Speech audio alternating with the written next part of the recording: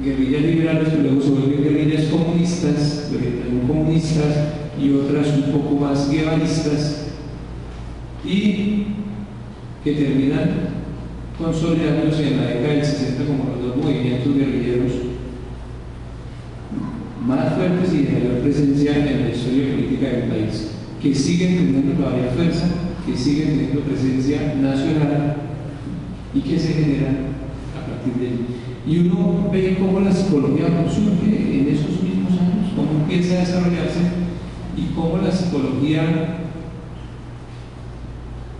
ha estado ausente de la comprensión y fundamentalmente de la transformación que esa situación está generando en la estructura bioafectiva del sujeto y en el tejido social. Es decir, si no fueran por esfuerzos individuales,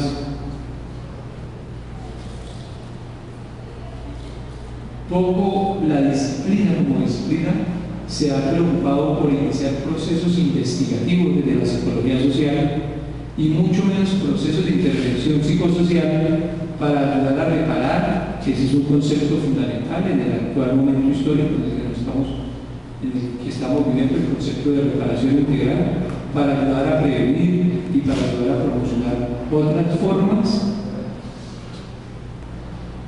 de solución del conflicto que no sea el uso de las armas. Es decir, la necesaria, el imperativo ético de buscar una salida política negociada al actual conflicto político y armado que estamos viviendo desde hace 60 años en Colombia.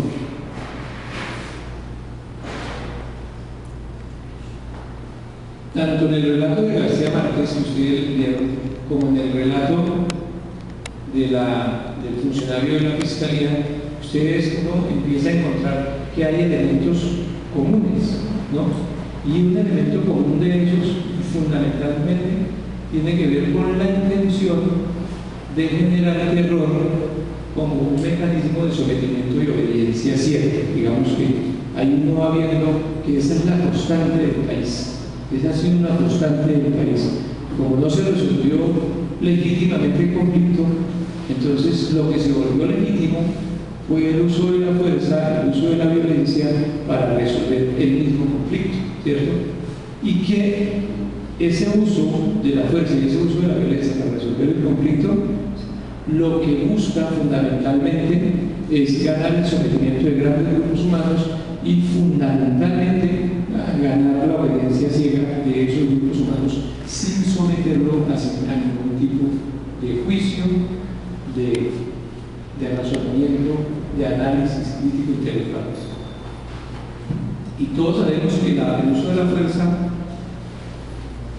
busca no solo impactar en lo físico, sino fundamentalmente en lo psicológico. Digamos que el efecto es de 1-7. Por eso, en determinado momento, se involucra a la población civil a través de masacres, a través de bombardeos, a través de tomas de pueblos, en los que se busca generar terror y miedo generalizado, masificado, ¿cierto? Una masacre sobre una población o un bombardeo o una toma de un pueblo, lo que genera es un mecanismo de resonancia que hace que la gente se vea obligada a dejar sus tierras y a huir de su territorio para luego ser apropiado por los mismos actores en disputa.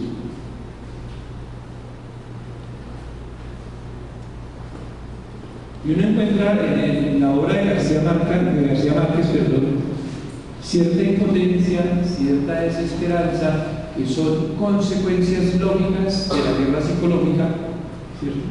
Cuando se da cuenta que en Colombia hablar de hacer la paz se volvió algo tan normal como estar haciendo la guerra. Y quizás lo mejor que le puede pasar a un pueblo después de tanto tiempo de guerra, en nuestra situación, es caer sin darse cuenta en un estado perpetuo de mentira y olvido, en el que la memoria no sabe cómo aceptar y resolver los conflictos. consideramos que es un elemento fundamental para la comprensión del conflicto sociopolítico y del fenómeno de la violencia política en Colombia, es que cuando se llega a esos niveles de degradación del conflicto, entonces la mentira se vuelve cotidiana y el ocultamiento sistemático de la verdad se vuelve cotidiano, y eso tiene una implicación tremenda en la subjetividad, porque quiere decir que la noción de realidad que construimos, la construimos desde la mentira y desde el ocultamiento sistemático de la verdad. Y eso tiene que ser motivo de preocupación de los psicólogos y las psicólogas. Es decir, es, para poner un ejemplo que me gusta de los gnósticos, es muy parecido a la noción marxista de alienación, es estar viviendo una vida que no es la de uno, es vivir en la mentira. Y cuando uno vive en la mentira, pues vive en una conciencia ingenua. Y en una conciencia ingenua, por supuesto que lo que sucede es que hay ignorancia de la realidad. Se ignora lo que pasa, se ignora la realidad, ¿cierto? Hay otra forma de conciencia que se sitúa en medio, que es la conciencia mágica, en la que ya no se ignora la realidad, digamos que de alguna forma se sabe la realidad, pero se construyen diversos mecanismos para no aceptarlo. Uno sabe que esto está pasando, pero uno se niega a aceptarlo, ¿cierto? Y hay otro tipo de conciencia, que es la conciencia crítica, donde uno sabe que eso está pasando, donde uno asume que eso está pasando, y fundamentalmente uno toma una postura ético-política de cambio y transformación de eso que está pasando. Si eso que está pasando está generando dolor, está generando sufrimiento, está generando daño psicosocial a grandes grupos de población. Uno encuentra fundamentalmente entonces que hay digamos que dos concepciones grandes sobre el conflicto.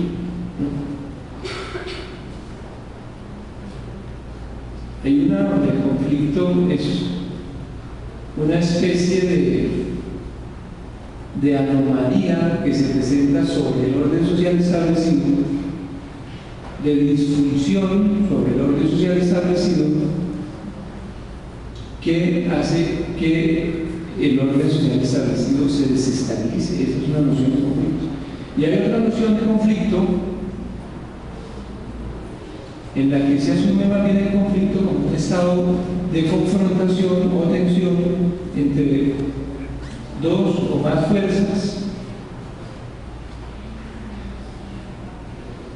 y uno encuentra que desde esa concepción de conflicto es inherente a la persona, a las sociedades, a los grupos humanos, y que lo que se estaría buscando no sería tanto evitar el conflicto, porque evitar el conflicto supone una postura ideológica también. De alguna forma, quien tiene el poder y quien está en el ejercicio del poder está buscando evitar el conflicto, está buscando evitar ideológicamente el conflicto, ¿cierto? Sino que lo que estaríamos buscando no es evitar el conflicto, sino más bien construir formas adecuadas